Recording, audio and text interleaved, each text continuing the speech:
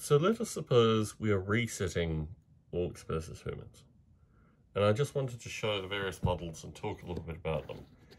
Now, the main models, the main group of them, let's move these out of the way, are these guys. And they just are basically holding some form of shooting weapon. You don't need to use any GW terms here. But they're holding them with two hands.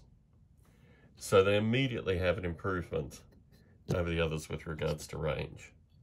So I will call these range boys because they immediately have range improvements on the others that they are, party to. Now, I don't care whether it's like this, up or down, they're basically the same weapon.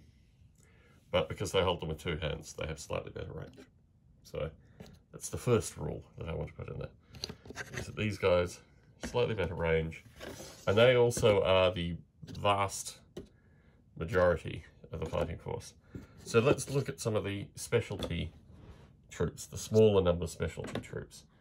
So these are hand weapons and the same firearm as the ones that are holding it two-handed, but they're only holding it one-handed. So these guys are,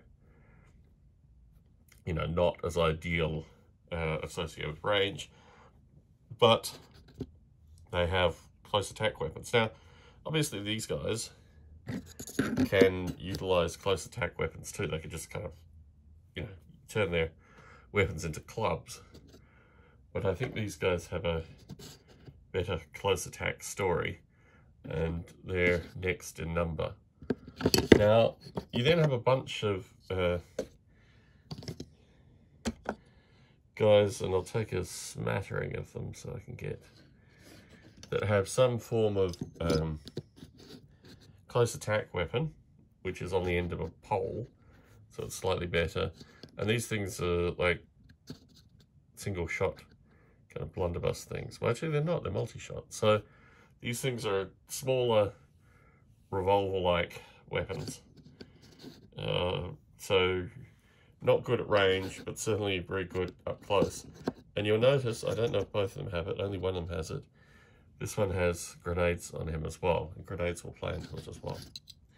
So we have similarly these guys that are coming in with grenades that are holding the weapons one-handed. So down with them too.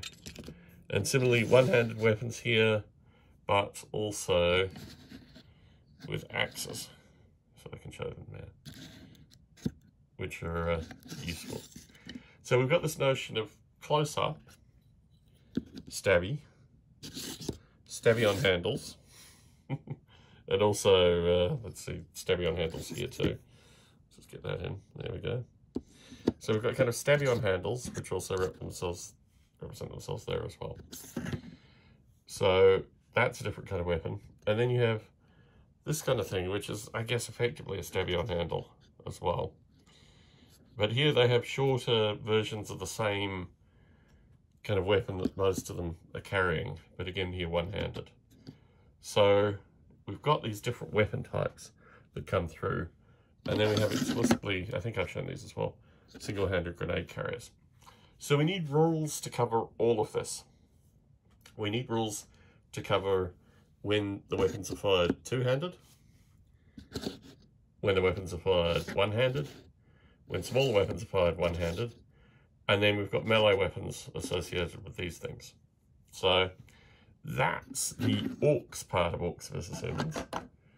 Now let's have a look at the humans part of orcs versus humans. And here